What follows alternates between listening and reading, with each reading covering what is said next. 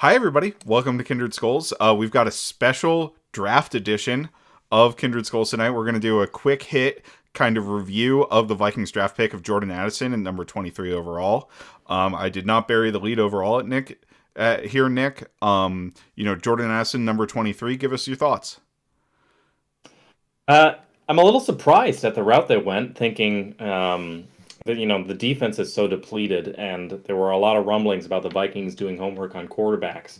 Of course, we saw the three quarterbacks go in the first four picks, but Will Levis was still on the board though, so there was some consideration. But will they go there? Will they grab one of the corners? I was surprised Joey Porter Jr. was still on the board. Addison, though, definitely feels a need considering they left Adam Thielen, and that leaves you otherwise with the decision to start Jalen Naylor or Jalen Rager as your wide receiver three and give them a lot of snaps. I don't think they necessarily want to do that. You've also got KJ Osborne not under contract. I think starting next year. I think he's a free agent after this year. So they definitely have a need there, and it's a premium position.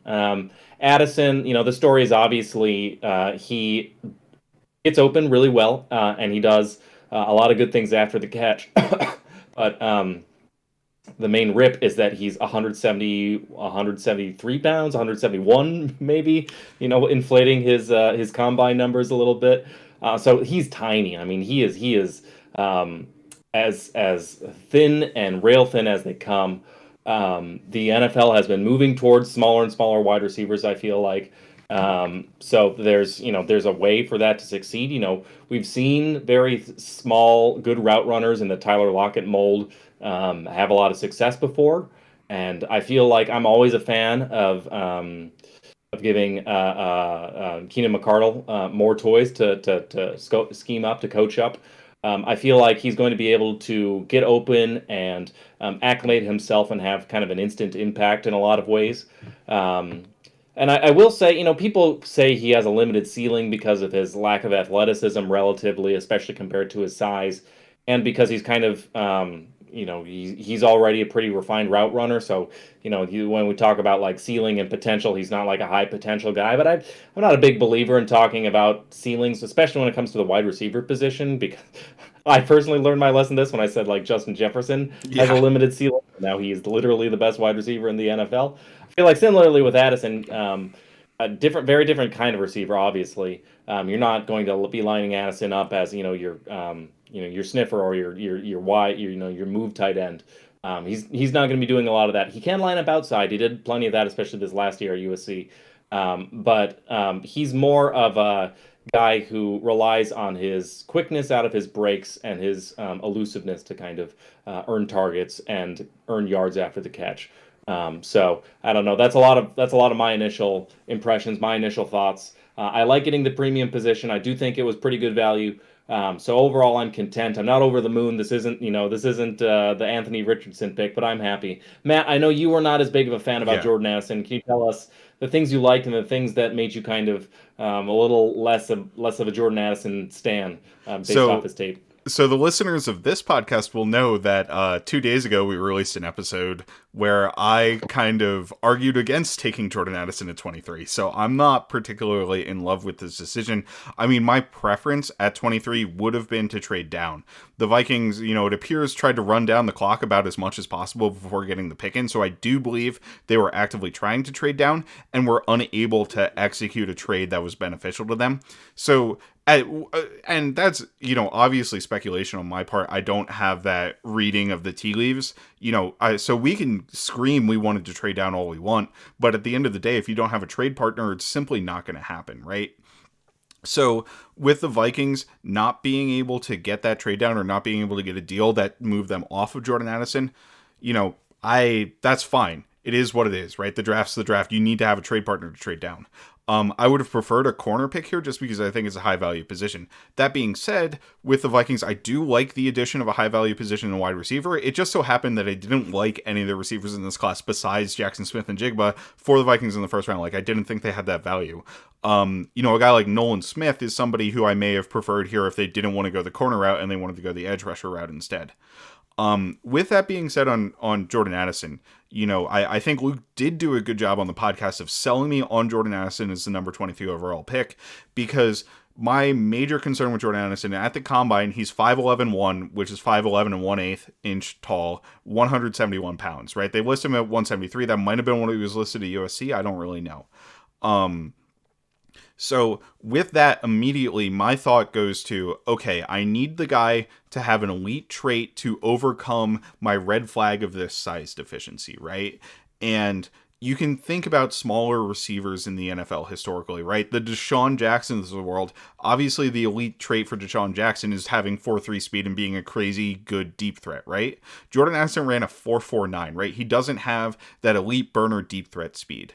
Devontae Smith, who, was very much questioned for his size, was one of the best play strength receivers for his size, pound for pound. Like, he makes ridiculous contested catches. He had great play strength at Alabama, and that's continued to the NFL where he's been successful, right? That level of play strength has been successful. That's also, like, play strength is not a hallmark of Jordan Addison's game. He can get moved off his line during press. What Luke argued, and I haven't fully dug deep on Jordan Addison, so my analysis is more of a surface level analysis. And Luke has watched Addison and liked him a lot. Luke's argument is that Addison, even if he gets knocked out in his line, has an uncanny knack of not only getting back on the route, but also doing so with good timing. Right? So that's the key to success for Jordan Addison in the NFL, is getting, like, first of all, winning at the line of scrimmage with quickness, right? Winning with his route running ability, which, again, he's not a great tester, but on some level, testing shows maybe your athletic potential. If you already have the technical skills to do the things that you're being asked to do, and you test well enough, right, where you're not like a bottom percentile athlete, and Jordan Addison had a just under 6 RAS, that's a quote-unquote average RAS. Under 5 is a huge red flag, but he didn't get under 5, and he has huge penalties for his size in terms of the way RAS works. So I do think it benefits I do think, from an athletic perspective, you're not concerned about Addison being fast enough or quick enough at the NFL level. He's just maybe not as fast or as quick as you would like. So with the fit on the Vikings, though, the Vikings have Justin Jefferson as their number one wide receiver, right? He's going to be drawing the coverage attention. You can play Justin Jefferson at X. Justin Jefferson is incredible at defeating press. So that means you can play Jordan Addison on the outside at the Z receiver or in the slot, right? Where he doesn't have to face the press coverage that might derail him in the NFL. And he can attempt to be the productive route runner that he was throughout college, right? Obviously, he won the Blitnikoff Award at Pitt the year before with Kenny Pickett as his quarterback. He goes to USC with Caleb Williams, who's going to be another, the number one overall pick in the draft, but continues his level of production. Like, he had high levels of production with 2 different programs in 2 consecutive seasons. So I think that productive ceiling is very enticing. And, like, if you take Jordan Addison's tape and you don't tell me what his size is, if you take his production level, if you take, who he is or who I understand him to be as a player, and don't tell me that he's 171 pounds, right? If he's 190 pounds, I'm 100% on board with this pick. So the physicality concerns are big for me, and they're the big red flag that kind of made me on the outside say, I don't really want to take this player in the first round. But if the physicality turns out not to be a problem in the NFL, it's as good of a pick as any. I prefer this to the other wide receiver options in the first round, past Jackson Smith and Jigma, right, who is not an option to us, because all of the other guys who are that highly ranked have size concerns too, and they're not as technically proficient or productive as Jordan Addison was coming out. So at the end of the day, I do think the Vikings got better. I think we fill a clear need with our wide receiver room, whether this means KJ Osborne is wide receiver 2 or Jordan Addison can compete with him. It does mean that we have an improvement over, the Jalen Nailor, Jalen Reagor wide receiver 3 combo, which I think we both like what Jalen Nailor might become, but it's certainly not something you want to rely on. I guess with Joey Porter Jr. and Deonte Banks on the board, like, I would have preferred the Vikings picking one of those 2, because I think the corner room is a more desperate need for the Vikings just in terms of getting warm bodies there. But overall, it should be a positive pick for the Vikings, right? And if my concerns can be alleviated, like, Jordan Addison could turn into a phenomenal player. So I'm not trying to write this pick off. It's just kind of I went on a rant, about his size and how that was a bad idea for the Vikings to take him at 23. So I can't kind of come off of that immediately when they pick him. Yeah, not to go on a rant about floors or use talk about a floor as a heuristic when I was just ragging on ceilings, but I feel like a bad case scenario for Addison, realistic, is that he's somebody you kind of have to hide in your offense because you're worried about the play strength and you're worried about the lack of versatility. You're worried about can he survive on the outside, getting jammed, or even a soft jam, or even like a soft back pedal where he's getting physical contact and he has to rely on his play strength to sort of establish leverage in a route. That's something he's going to, I think, struggle with at the NFL level. So I mean, you can you can get around that in the NFL. You can move guys around. You can get them off press coverage, and you can move them inside. Then you're talking about using your first round draft pick on a guy who's primarily a slot receiver or somebody you have to move around and put into bunches and design his releases in such a way that he's kind of a limited player. At the same time, I feel like very least you're getting somebody who I think can contribute right away as Mm-hmm. a guy who can get open. And I just talked about I care a lot less about a guy's athletic testing at the combine. Especially after we've seen so many really talented wide receivers who are mediocre athletes, at least in terms of testing, compared to a lot of other positions. You'd be surprised at how many Stephon Diggs and DeAndre Hopkins and Keenan Allen's and all the other guys out there. What makes me really excited about Addison is, and his kind of his trump card is his footwork and his play speed, and as particularly not just he's not just a burner, although we can win vertically, and we saw that last season. But he's also doesn't lose speed out of his cuts and does a really good job doing that. And I feel like that's actually a very rare trait that's really important, especially when you're talking about an offense like a Sean McVay type offense where you're running so many of those dig routes. He's money on those intermediate dig routes. You just have to worry about getting hit as he's coming across the middle of the Mm-hmm. field. But getting open, he does that really well. Not to mention all the whip routes, all the other fun things that are kind of staple routes for this offense. I mean, the way he runs his whip rounds, I think, is very impressive. Just his ability to sort of make that double cut and still not lose play speed, I think, is a very rare trait. So that much has me excited, and that's kind of something that, even though he's got like a mediocre RAS score, even though his testing wasn't anything to write home about, especially given when you adjust for his play size, I feel like Keenan McCardell's still getting a guy with a lot of valuable traits that may not necessarily show up in the underwear Olympics, but still can translate into somebody who can become a very valuable wide receiver. Who, he doesn't have to be a wide receiver one. He can just be the Devontae Smith to our AJ Brown or something. And I know he doesn't have Devontae Smith's play strength, but the Devontae Smith, I think, is the guy you look at right now, somebody who's 170 pounds and can succeed in the NFL by using his ability to get open and his ability after the catch. I don't think Addison brings exactly that to the table, but I feel like you're getting something in that neighborhood, or at least at the very worst, you're getting a slot receiver who can contribute and rotate in. I think pretty early on. So I get the value. I always like drafting premium positions with premium picks. I feel like it's a need. So overall, I'm happy. I'm not like at the end of the day, we still got Kirk Cousins as our quarterback, and Yep. that's a little it's a little depressing to be staring down the barrel of another Kirk Cousins extension or who knows what.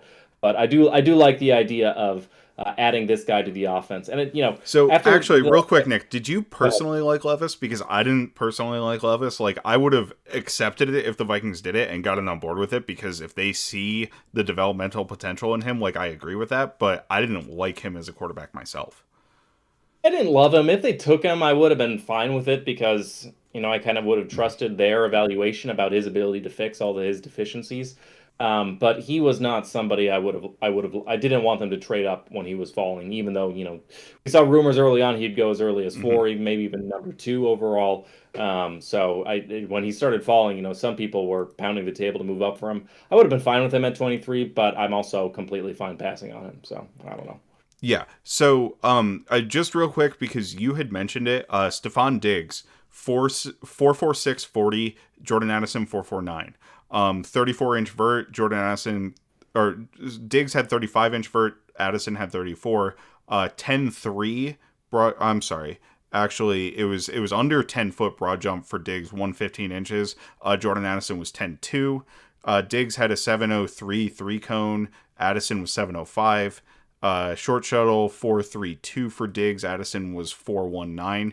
So Addison, like, athletically, like, extremely comparable to Diggs, honestly. Like, all of those numbers are pretty close. The thing is, Diggs weighed in at 195 at the combine, and Addison weighed in at 171, right? So that weight is a huge difference, but I think, looking at it, I agree with you that early on in his career, you can find ways to get Addison free releases and prevent him from having to face the physicality that I have a question mark with defenders. So it gives you a pretty easy answer for him early on. And then in addition to that, like, I don't want to say, Stephon Diggs is the ceiling or whatever, but like we've seen guys with that sort of body type where they're not huge, they're not great athletes, turn into the game's best receivers. So I don't think there's necessarily a limit on his ceiling if he can prove that he can win on his releases against press coverage and against that physicality, and win at the catch point against that kind of press coverage and physicality too, right? Because that's another thing that Stephon Diggs is great at that I don't have a great read on Jordan Addison for right now.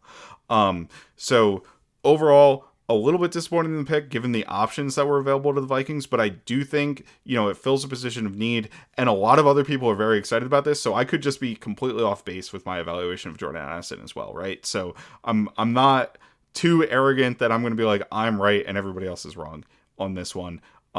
So with that, If unless you have nothing anything else else, to add, Nick, I think we're going to wrap it up. if nothing else, I think we'll be getting a lot of "we'll be right back" potential clips out of Jordan Addison. But the potential of Justin Jefferson dunking on players with his routes, Jordan Addison brings that absolutely. Those highlight reel, breaking ankles, leave guys in the dust. So that's what has me excited to watch Yeah. Jordan Addison in purple and gold. So for the Vikings, we got JJ, we got KJ, we got TJ, and we got JA, right? So we got a lot of J's on the team right now. For Kindred Skulls, the podcast, you can find us at Kindred Skulls on Twitter. We're available on iTunes, Spotify, wherever you get your podcasts. We're available on YouTube as well. I'm Matt Freese. He's Nick Olson at Nick Olson NFL. My handle is at Fries Football. And also Greg Blake is at You've Been Gregged. Skull Vikings, go Jordan Addison. Oh. Goal, baby. Another first round corner wouldn't do us any harm. Oh, another first round corner wouldn't do us any harm. Oh, another first round corner wouldn't do us any harm. And we'll all cheer on behind. And we'll score the